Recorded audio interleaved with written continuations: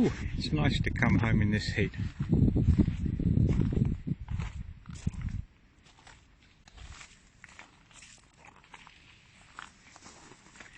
Got to bend over, get under some of the growth.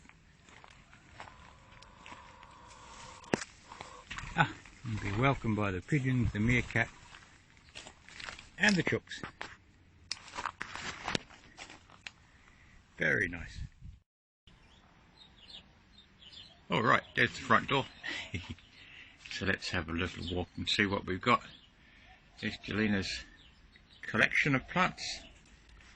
We've got some birds doing some damage here, but things are doing alright. There's some more plants. Everything's on a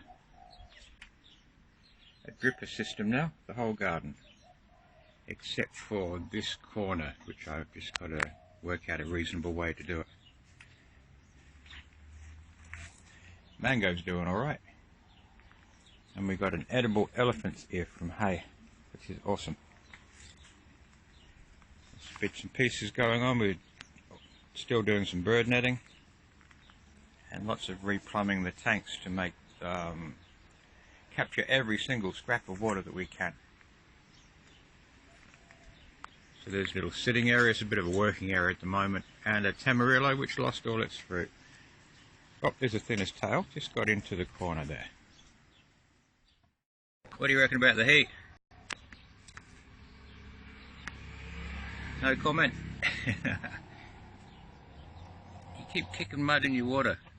You've got other water down the other end, but you like this one for some reason. You're not as talkative as Mercy was, are you? And there's Yuri at the back, under the rainwater tank where it's really cool.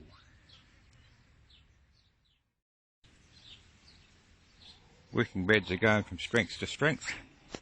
One of the things I love about kale, you can knock it down, cut it down, and then it just keeps re-sprouting. Not the tastiest plant, but super good for us. And down here, the dahlias are coming up. This was a blueberry bed, but the blueberries didn't make it through that hot wind. So I've got 3 kinds of dahlias in there at the moment. Jelina loves dahlias, and we can eat them too, so there we go. And the yellow material is plastic covered in Vaseline, and that attracts whiteflies and snags them in there so they get stuck. Down here you can see the passion fruit that used to shade the whole front of the house is just carked it this year. Don't know why, just things aren't good. There's my car, which I'm selling on Friday. We'll only have 1 car in the household, and I'll be walking and cycling and public transporting everywhere. Wow. Trees along here are doing okay in pots. Centigrade is not doing well, but it doesn't thrive in hot, dry winds. And figs. We've got a few figs coming up now. Nice. Crab apple's doing alright. Dragon fruit is going mental. We've been told it'll never fruit in this position, but it just seems to like it, so we leave it there. Olives are doing amazing things this year. This will be the first year we've had a good crop of olives. Kalamata jumbos. We're looking forward to it. There's our 2 trees. And grapes. We had 2 good bunches last year. I think we're going to get 10 this year. It goes all the way along there under the netting. Warrigal green's getting a little bit worse for wear. And yarrow down here, aloe vera in the corner. Unfortunately, kikuyu grass keeps sneaking through from the neighbours. A lot of people say these are weeds, but green amaranth is quite edible and tasty. So here we go, it comes up on its own.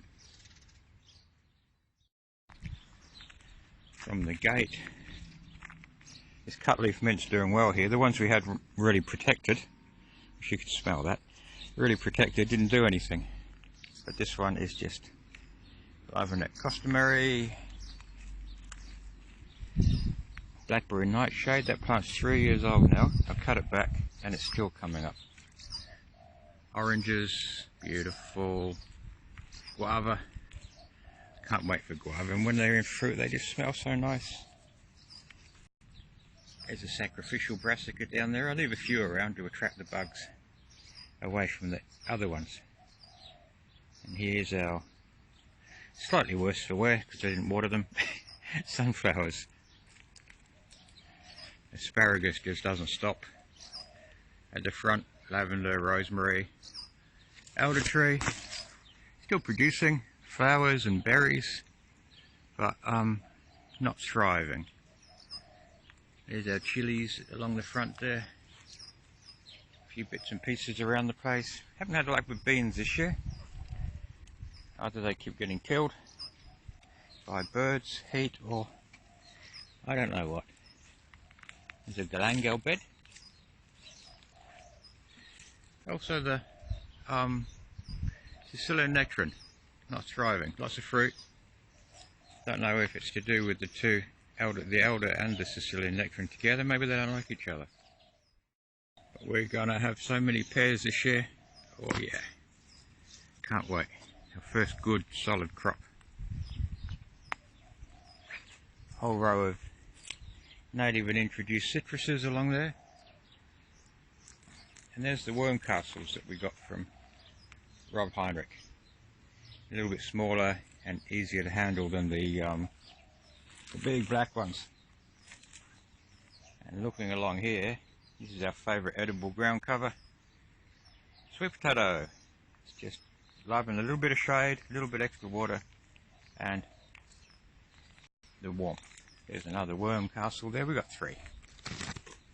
Coming into this dense little section here in front of the chook running down the path. Our plums. Lots of beautiful plums. We've got lots netted. There's lots more up there. And lots more falling off with the heat. But I think it's the fact that there's lots and lots of young green growths up there which I haven't pruned, and it keeps knocking the plums off. I'm hoping that's what it is. While we're up in the air, the owl there doing guard duty. And lots of almonds in the background. But all the ones up there, birds can have. But down here we like to keep them for ourselves.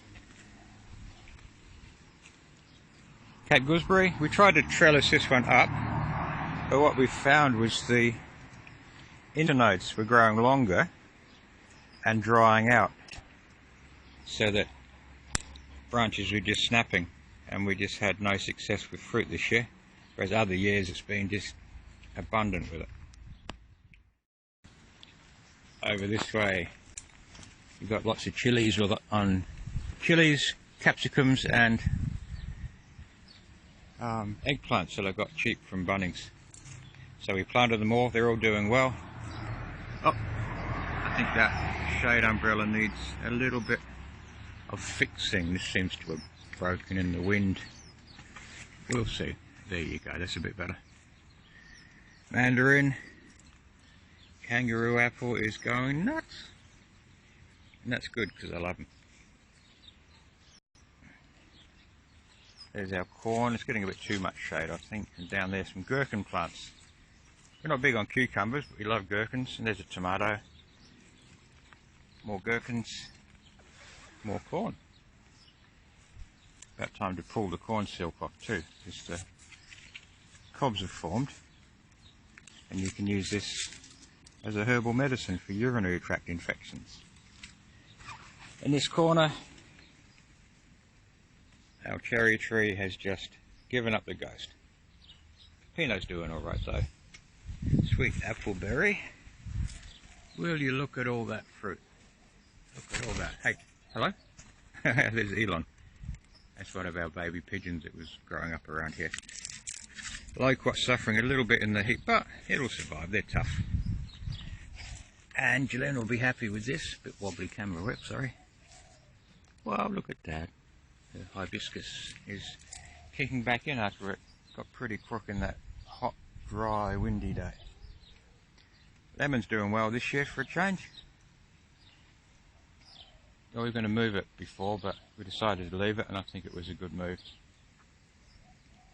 Wormwood down there, and looks like a goji berry's come up from some cuttings or something. That's alright. I like goji berries. And in there, under the chook house cover. Sorry, I'm getting a bit speechless here. I don't know why. It's too hot. Passion fruit and the apple tree doing so well. Coming in here too under more netting. There's so much netting. I think you can see the little red splashes of, here we are, nectarines. Nice. Another couple of days. There's a taro out there as well, look at that. Now if we come around here, still some of 2 years old, these capsicum plants, still producing nicely. With a few plums protected, and as usual every year the lab beans are going crazy and they're trying to climb over and join across the arch there. So there you go, a quick wander around in the summer. Water's all on drippers now at the front, and we give it a little bit of a moistening from time to time with the spray fitting, but that's just mainly for our comfort. And interestingly, I forget the name of this one, but it's a Vietnamese plant or Thai plant, and they use it for diabetes and all kinds of other medicinal stuff. I'll remember what it's called later. So there we go. I'll leave you with a view of sweet potato. Hope you enjoyed the walk.